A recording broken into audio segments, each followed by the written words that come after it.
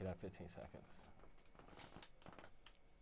10, 9, 8, 7, 6, 5, 4, 3, 2.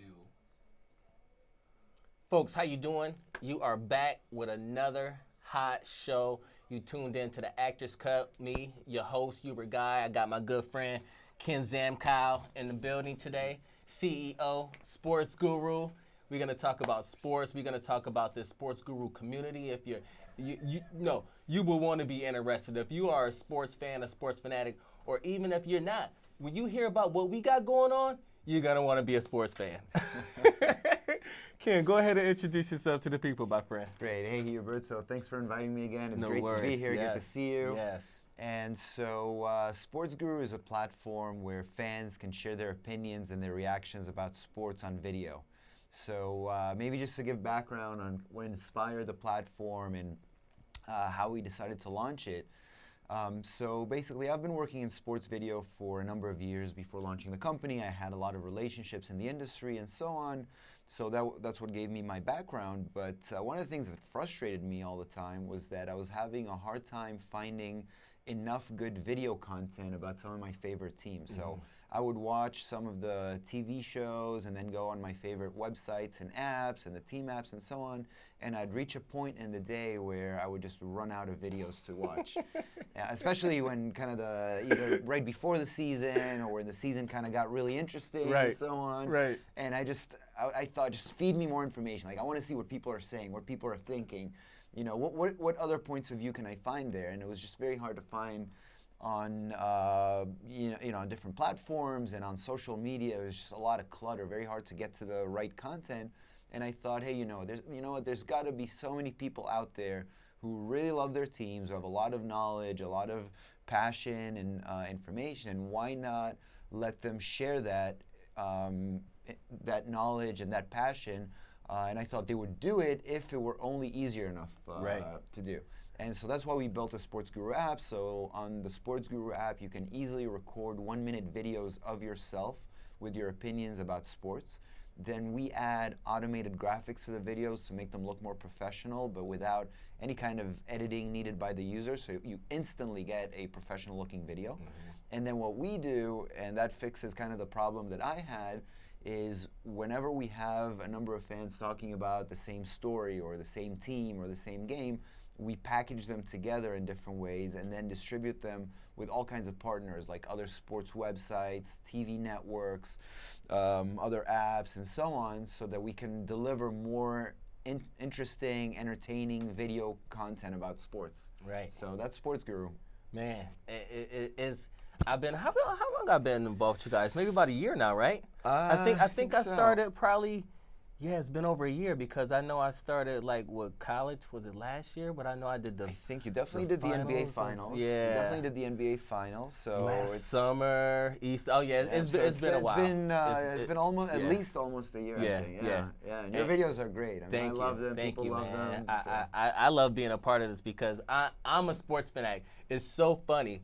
Have you seen the Moneyball? So I was watching the Moneyball today for the first time. And you know the opening scene when Oakland loses. It's a movie with Jonah Hill, Brad Pitt, who plays Billy Beane. It's really good. He's now he's a GM for the Oakland A's, and they're putting this team together. You know, not really based on play, but based on percentages and so forth. It's a really good movie. But to say that, it's the opening scene where the Yankees come back and they beat the Oakland A's. And Billy Beane is in the car, and he's listening to his radio, and he's got his radio, and he's just beating it.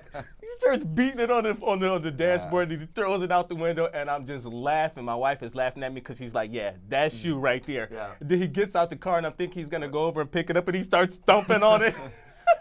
But do you have that superstition of not going to any of the games of one of your teams? You know, sometimes I think what my biggest superstition is when it comes to my team is, you know, when it gets to those real critical moments, I change the TV. Oh, really? Yeah, Wow. Sometimes I just can't take it sometimes, man. I just can't. Or if I feel like, okay, on some game days I'd be wanting to wear like my Michigan apparel if Michigan is playing or wherever my team, but I'm like, I didn't wear it last time, and we won. So as much as I be wanting to wear it, I'm like, I'm not gonna wear it. But then what? Then you kind of reset after a while? Yeah, I reset, and cause man, it's sports, man. This is this is a thing that unites the entire world right here. Yeah. And you know, and the 60-second clips that you can drop with Sports Guru, oh man, you can feature whatever you need to in there, and that get it compact, and it's your own video, and it makes you feel like important. You are your own sportscaster to everybody who's watching. Yeah. So recently, I was just talking to Ken before the show was before we started recording, and I was telling him, Ken, I'm seeing you at all these events. I'm like, the only thing that's wrong is I'm not there. Right. Final Four, how was that experience? And how was that Super Bowl experience? How was that? Let's talk about that first. Yeah. So it's been a busy couple of months for Sports Guru. Right, so, very nice. You know, I was fortunate enough, to go to the Super Bowl, to go to the Final Four. To be honest, I've been to a number of these before, so that was probably my 8th or 9th Super Bowl. I mentioned I've worked in sports before launching Sports Guru. This was my 2nd Final Four. Very nice. And I gotta say, maybe I'll talk about the Super Bowl first. It never gets old. It right. never gets old. I've been it's gotta just be exciting all the time. It's the biggest show in the world. I know people know how big it is just watching it on TV, but when you're actually there for the whole week and you see how many events they put, I mean, the game itself is just a small fraction of everything that's going on during the week. They have what used to be called Media Day, and now they call it Opening Night, so the Mondays, so that's 6 days before the Super Bowl. They bring all the players to do interviews, and it's a whole media circus out there. It's a lot of fun.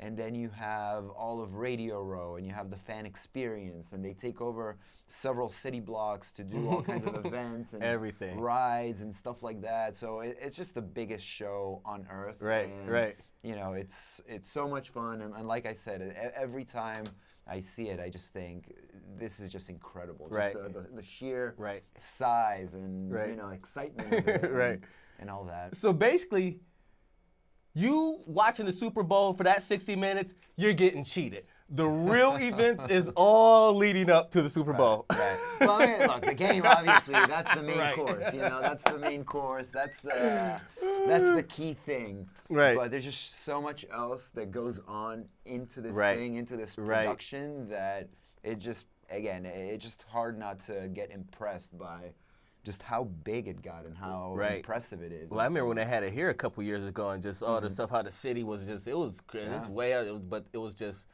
I gotta go. Next year, I'm there. So will my Lions be. That's why I'm going. So where are you from, Ken? I actually grew up in Israel. Very nice. And then I moved here to go to school in Virginia. And so I'm a big Virginia Cavaliers fan. Dude, I'm sorry about your team this year. What happened to you guys in the tournament? That was... So I'll tell you what, the writing was on the wall. The writing was on the wall all season, because even though we had a lot of these really good, really close games, we lost a bunch of games. We lost a number of games that we probably wouldn't have lost last year or the year before. And, those were all good teams. So we lost to Villanova, to Duke, to UNC. We also beat UNC once. We lost to our division rival, Virginia Tech, which usually is not that great, but this year they had a better year. But all these games were very close. Some of them were in overtime. And I thought those were the first warning signs when I thought, you know what, we need to be able to close the deal here. We were not able to finish, and that's just kind of that was my concern the whole season. And then in that game against Florida, just everything kind of fell apart. I couldn't even believe that score. I was like, wow. I was gonna call you, but I was like, I'm not gonna call him.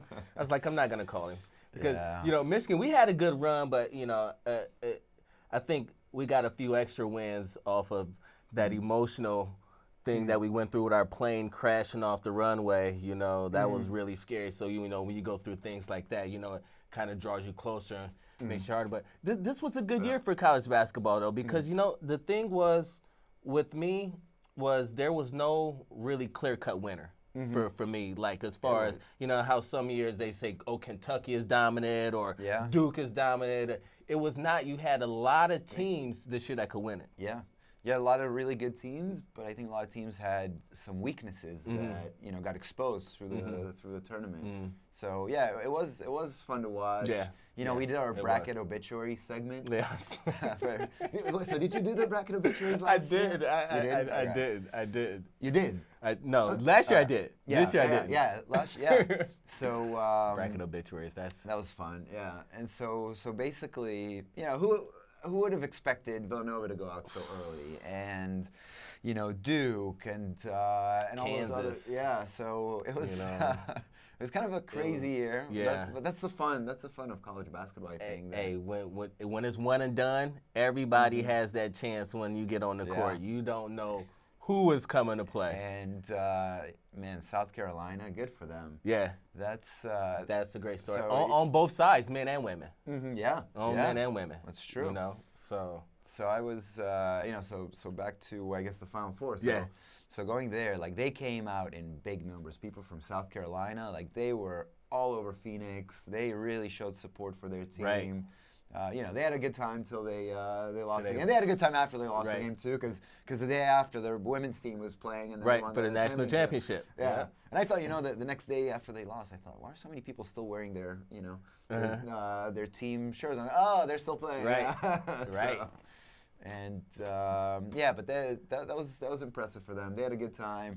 I don't know if I'm if this is appropriate to say the name of the what of their mascot, the Gamecocks. Yeah, you can say it. They enjoyed saying the two parts of that word. Wait. So I think a lot of TV announcers enjoyed that name way too much. The Cox this, the Cox that. But yeah, people were having a lot of fun. It's like a free media pass. Right. You can't get in trouble. Yeah. What did I say? Yeah. What did I say? Oh man. But yeah, that and the national championship game. I mean, it was everything. Gonzaga, man, they had a great season. Ended up 37-2, but they gave everything. But it was just with UNC, man. They just had too many. They're seniors, like older classmen. Gonzaga is really young. Gonna be good again next year, but. Yeah. UNC had that experience, and after them losing last year, I just couldn't see them losing again this year. Yeah, I think the pressure there, I don't think Gonzaga's faced this much pressure. No. Well, this was Gonzaga's first time in the Final Four, too, as good as they've been. Yeah. With Adam Morrison and everybody that they've had over the years. Yeah, we talked to a bunch of fans over there at the stadium. And, this one guy said basically, Gonzaga's on the map. We lost this game. Yeah, it hurt, but, there's nothing to kind of be ashamed of. We're on the map now. We're a great team. We're going to be back here at the Final Four again. So I think they're finally kind of getting to the point where they're going to, they broke that barrier. Right. So. Right. This is a great time of the year because everything is happening with college basketball. Now we got MLB just opened up the other day. Who's your baseball team? I know you're football team. Who's your Yankees fan? Yeah. Go Tigers. I'm all Detroit teams too. I even like the WNBA Shock. We got a couple championships with Swing Cash and Bill Laimbeer. So hey, let's continue to rock. So this is gonna be and I know we got the draft coming up soon. Yeah. Who do you see? So the draft. Well, I mean, those things are so hard to predict. Right. But so last year we also did a couple of segments for the draft. So one of them we asked Giants fans specifically. We had a group of Giants fans, and we asked them, hey, who do you think the team's gonna pick? And I don't know, I forget how many people. We had 10 or more people sharing their thoughts and all that. Not one single pick was right. And that's not to say anything about about the people. You just never know, though. You just never know. You just never know. Between the last minute trades and whoever's on the board and whatever the team's looking, you have some teams are gonna just look for the best available. And you can talk all you want. Oh, we need an offensive lineman, or we need a running back, and all that. And then once it's their turn and they see this much better guy on the board, they're going to take that guy. That happens a lot. That happens a lot. So all of your predictions and all of your, analysis, that kind of goes out the window. And then some other teams, you don't necessarily know what the GM has in mind. Right. So maybe, you think, we have to get that lineman, or we have to get that whatever receiver or something. And the GM might have other options in his back pocket. He might have some potential trades. He might have some free agents that he's looking at. Some, and if you get a bad GM, it can ruin your team for years. AKA Matt Millen. That was some of the worst 4 to 5 years of my Detroit football life.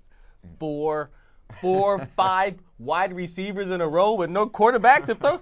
Okay, I'm not even gonna vent. I'm talking to Ken right now, CEO of Sports Guru. But so guess what? The draft this year, I'm excited about that because the draft is in Philly, so that's an easy trip from here. Oh yeah. So you don't have to fly anywhere. You don't have to. That's a nice little road trip. Yeah, it is a nice little road trip. So we're thinking of doing a little road trip for our New York Sports Guru. Oh, let's do it. We'll go for for I'm down. a day or something and that'll be cool. Hang out there. And the draft also in the last few years kind of became a happening as well. So when it was back here in Radio City Music Hall, it was just the selection. So you were in the auditorium, you had some fans who got invited or got tickets, and they were sitting there, but that was pretty much it. Right.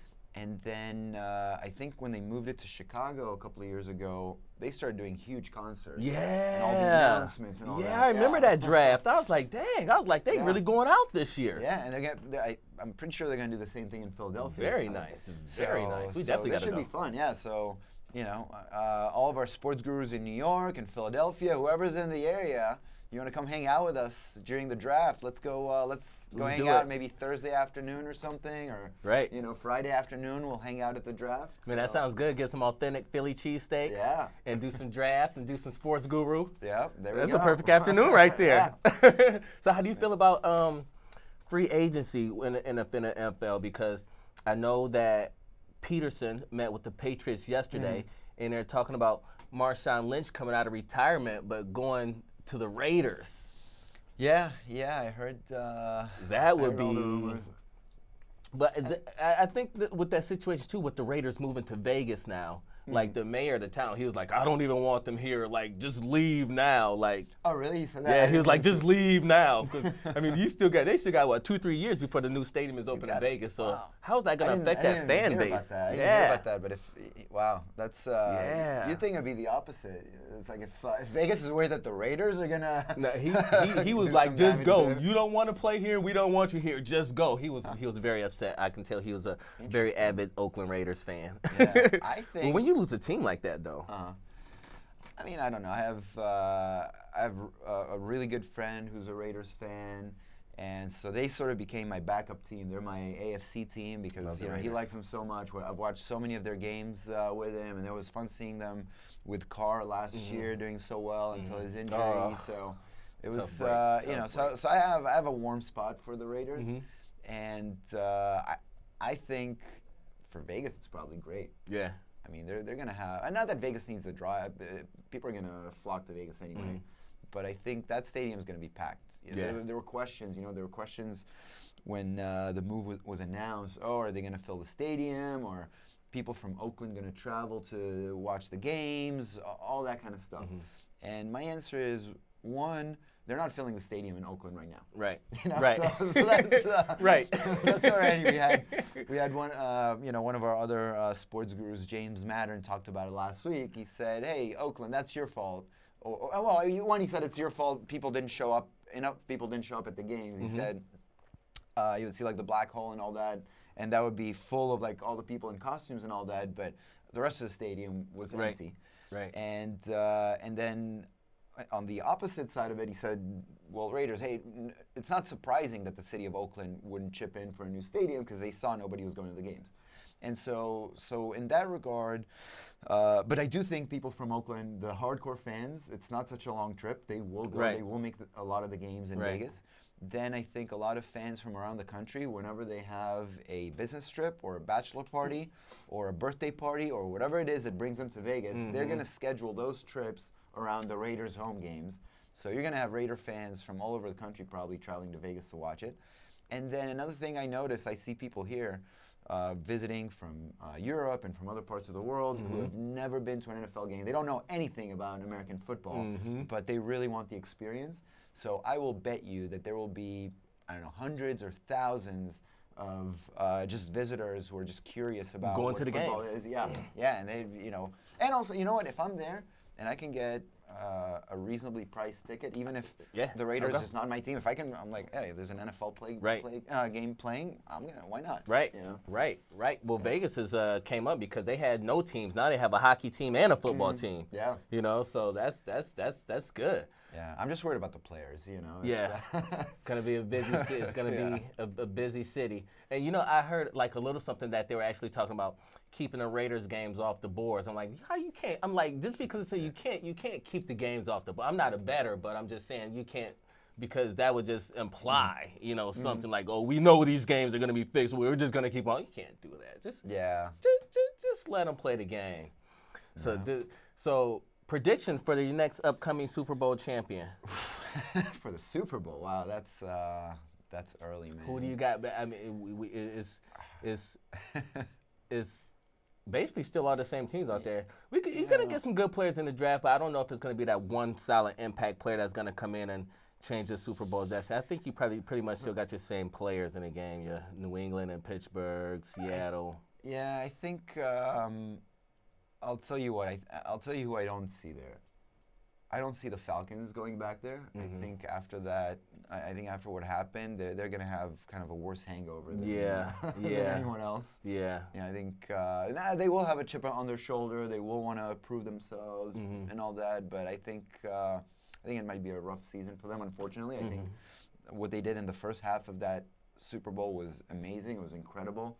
Nobody gave them a shot to even do anything, and they were leading most game. Unfortunately, kind of the third quarter, the fourth quarter happened the way that it happened for them. Yeah, it was. So, and I have a lot of respect for that team. I thought they were very kind of nice, laid back, hardworking group of players, and too bad for them for the outcome. Yeah. Yeah, that was. But you could just see it happening in the second half when they were just chipping away, getting 2-point conversions here and there. I'm like, here we go. Yeah. Here we go. And I love football.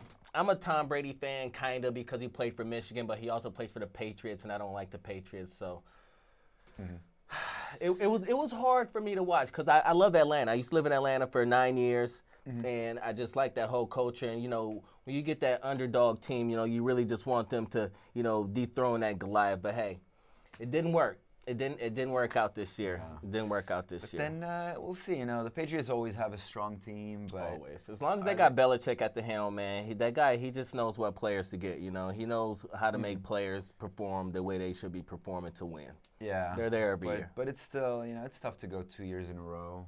Yeah, the Seahawks did that recently, but had that little debacle at the end of the second one. Yeah, I swear to God, I still tell everybody Russell Wilson threw that pass with his eyes closed. I swear his eyes was closed. He was just like, I was like, what is he doing? Don't do it. Anyway, I'm a Lions fan though, so I'm looking forward to seeing my Lions. I'm also a realist. I think Green Bay is going to have another good year. I think Dallas is going to have a good year, and it's interesting that Romo just left. He's with CBS Broadcasting now. Yeah, maybe it's just New York media, but I was driving. I got back from Phoenix last night, and I had to run some errands. I was driving around. I living in the city, I don't drive much, but I was driving around and had some sports radio on, and I thought they would be talking about the Romo legacy and what kind of a player he was, and is he Hall of Fame material or not? Like, that's all I thought they would be talking about. Instead, they only talked about Phil Simms and how Tony Romo was going to replace Phil Simms. Which is great. Phil Simms is a great guy. Giants quarterback and all that. That's but I mean, come on. I think that. The story, at least right now, is still Romo. You know, he was playing until you know, a couple of months ago. Right. You know, I don't know if the story is. I bet who he he's got a very replacing in lucrative the offer booth, too. You know, what's that? Yeah, I bet he got a very lucrative offer too. Yeah. But that was the first. That is so funny that you said it, because that was the first thing it wasn't about his legacy. It was about, well, Tony Romo is going to be coming into CBS. He's going to be replacing Phil Simms. That was all I was hearing. I wasn't hearing nothing else. I was like, God damn. I was like. So I thought that was interesting, and I don't know. Do you have thoughts about what, you know, is Romo Hall of Fame material? That's so tough. I mean, you know, he is, you know, their leader in pass yardage and touchdowns, but I think the postseason too is what makes you. You know, you have to be able to perform in that postseason to really solidify you as one of those elite. I think he'll probably eventually get in because he's Tony Romo, but he's got the stats, but I don't know. I just think too. I just feel that, you know, your postseason play also has to take a big impact in that too, and he never won a postseason game. Never won a postseason game in what, 9-10 years? So. Yeah. So I mean, he was consistent in the regular season. He was a staple. Consistent. He was, you know, a great player, but like you said, didn't have the postseason. Yeah, didn't have a postseason to back him up. So, but you know, I think 4 MVPs or something, or 4 Pro Bowls. He had a very good career. Yeah, 4 Pro Bowls, I think. But and I think he'll do good as an analyst too. I think he'll do really good as an analyst. He's a smart guy. He's a likable guy. So we'll see. Hey Ken, you want to shout out sponsors for Sports Guru and tell people how they can get involved with Sports Guru? Yeah, so maybe first, we'd love to have, you know, whoever's watching and likes sports and has an opinion about sports, we'd love to have you join our platform and record your videos. So the app itself is available on the iTunes App Store. So if you have an iPhone or iPad, you can download it. Just look for Sports Guru, one word, on the iTunes App Store, or go to our website, sportsguru.us, like United States. And then all you have to do is just install the app, press a record button on it, and record a 60-second video. So it's very easy. We built it in a way that would be the simplest to record a video. You don't need to know anything about editing. You don't need to deal with all kinds of exports and things like that. You just tap a couple of buttons. Tap a couple of buttons. Yeah.